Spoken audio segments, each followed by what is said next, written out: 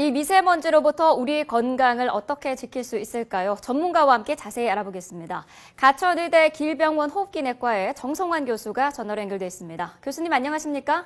네, 안녕하세요. 네. 자, 미세먼지가 며칠째 지금 말썽입니다. 이 미세먼지 입자가 작아서 보이지도 않고요. 몸속에서 정화도 안 된다고 하는데 먼저 이 미세먼지가 쌓이면 우리 몸에는 어떤 영향을 줍니까?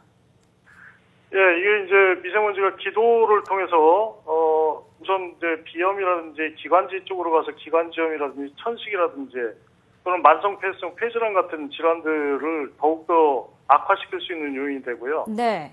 그다음에 심장 질환이나 순환기 질환이 있는 분들은 고혈압이나 뇌졸중 같은 위험을 높이는 그런 작용이 있습니다.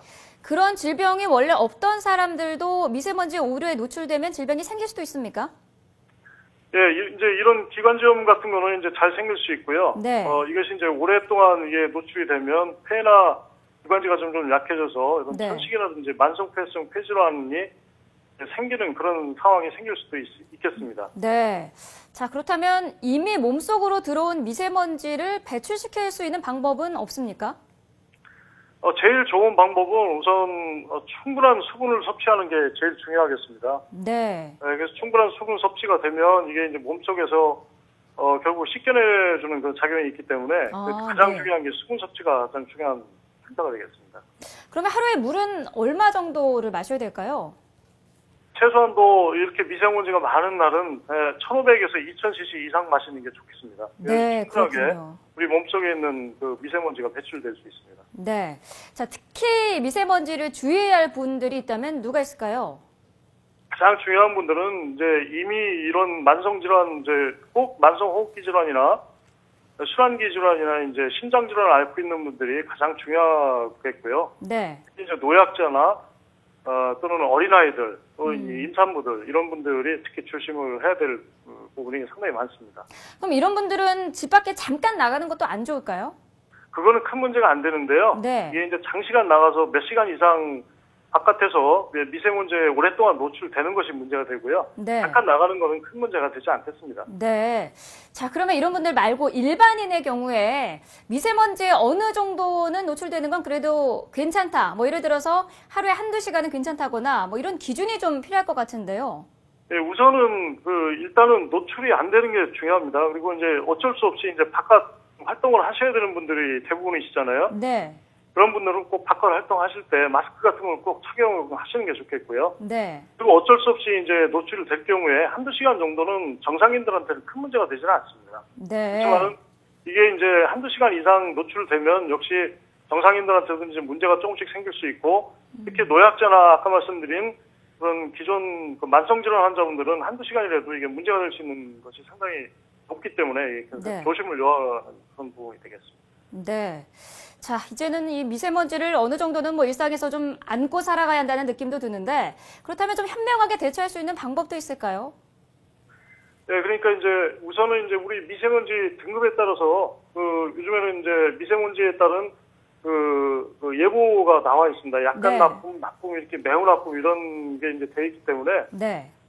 약간 나쁠 때는 가능한 한 우선 바깥에서 머무는 시간을 줄여주고 그다음에 네. 마스크를 꼭 착용을 하고요. 바깥 활동 시에 그다음에 수분 섭취를 충분히 하는 것이 좋겠고요. 나쁠 시라는 그런 예보가 나올 경우에는 반드시 황사 마스크나 이런 거를 꼭 착용을 하고요. 그다음에 네.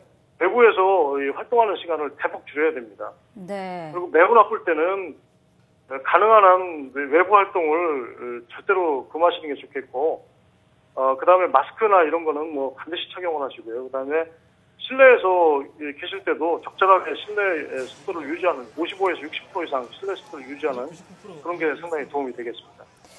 그 외부라는 개념이요. 그 건물 바깥뿐만 아니라 어떤 뭐 회사나 학교나 건물 안에서 그러니까 집 외에 어떤 공간도 포함이 되는 겁니까?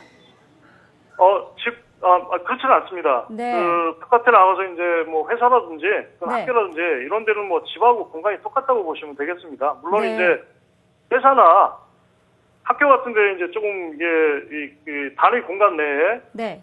근무하는 분들이 많을 경우에는 또 학생들이 이제 또 교실이 많지 않습니까? 네네. 이럴 때는 이제 실내 공기가 집보다는 훨씬 좀 안 좋죠. 물론. 네. 그렇지만은 그 실외 공기보다는 그래도 그렇게 나쁘지 않기 때문에 네. 그런 차이는 좀 있겠습니다. 네, 그렇군요. 앞서서 이렇게 미세먼지 농도가 높은 날에는 황사 마스크를 꼭 착용을 해야 된다고 하셨는데, 네네. 그런데 이 황사 마스크가 미세먼지를 100% 걸러주는 건 아니지 않습니까? 네, 그렇지는 않고요. 네. 이제 물론 이제 그 미세먼지가 이제 등급이 여러 가지가 있습니다. 네. PM10이라는 게 있고요. 그다음에 이제 초미세먼지라는 게 있고, 그다음에 극미세먼지라는 게 있습니다. 네. 근데 대개 이제 우리가 초미세먼지를 PM2.5라고 해서 이제 2.5 마이크로 이하 되는 건데요. 네. 그까지는 황사 마스크가 거의 막아줍니다. 아, 그렇군요. 그렇지만 이제 극미세먼지일 경우에는 아주 분진 사이즈가 작기 때문에 0.1 마이크로 이하도 작기 때문에 그런 거는 황사 마스크로 잘 예방이 안 됩니다. 그럴 네. 경우에 이제 N95 마스크라든지 좀 더 특수한 마스크가 필요합니다만은 네. 그래도 일반적으로 초미세먼지까지는 황사 마스크가 거의 다 막아주기 때문에 네. 도움이 되겠습니다.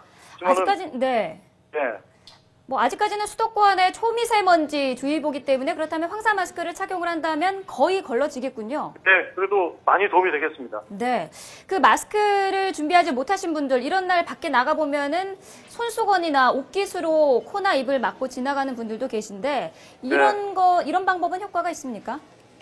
예, 그 일부 효과가 있습니다. 물론 이제 마스크보다는 좀 효과가 떨어지죠. 그렇지만은 그래도 그렇게 하시는 것이 훨씬 도움이 되겠습니다. 네, 특히 그렇군요. 이제 수건 같은 데다가는 좀 물을 좀 적셔가지고 이렇게 막고 다니시면 훨씬 더 도움이 되겠습니다. 네. 자, 이렇게 네. 미세먼지 농도가 높은 날은 집안에서 창문을 안 여는 게 좋다라고 생각하시는 분들이 많습니다. 사실 네. 저도 지금 나흘째 집안 창문을 닫아놓고 있는데 네. 이게 좀 맞는 건가요? 근데 이제 문제는 뭐냐면요. 일반적으로는 그냥 환기를 이런 때는 안 시키는 게 사실 좋긴 좋은데 네. 대신 이제 집안에서도 치사라든지 여러 가지 이제 음식물 만들고 그러시다 보면 네. 그 음식물 연기라든지 이런 가스 연기라든지 이런 게 많이 나옵니다. 네.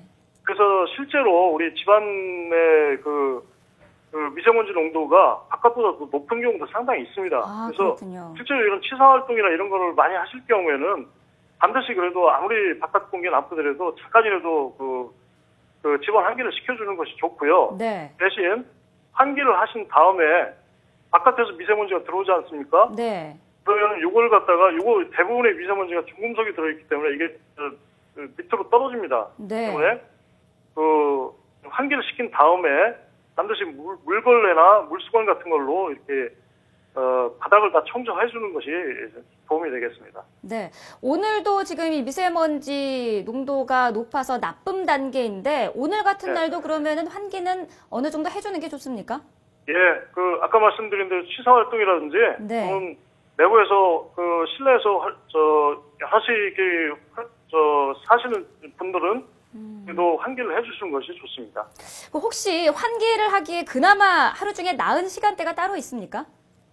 되게 그렇지는 않고요. 네. 되게 이제 그날 미세먼지 농도가 낮하고 밤하고 좀 틀려지는 때가 있습니다. 그걸 봐가지고 그 예보를 보시고, 거기에 따라서 조금 덜 할 때 그때 해주시는 것이 좋겠습니다. 네, 알겠습니다. 지금까지 가천의대 기일병원 호흡기내과의 정성환 교수였습니다. 오늘 말씀 감사합니다. 네, 수고하세요.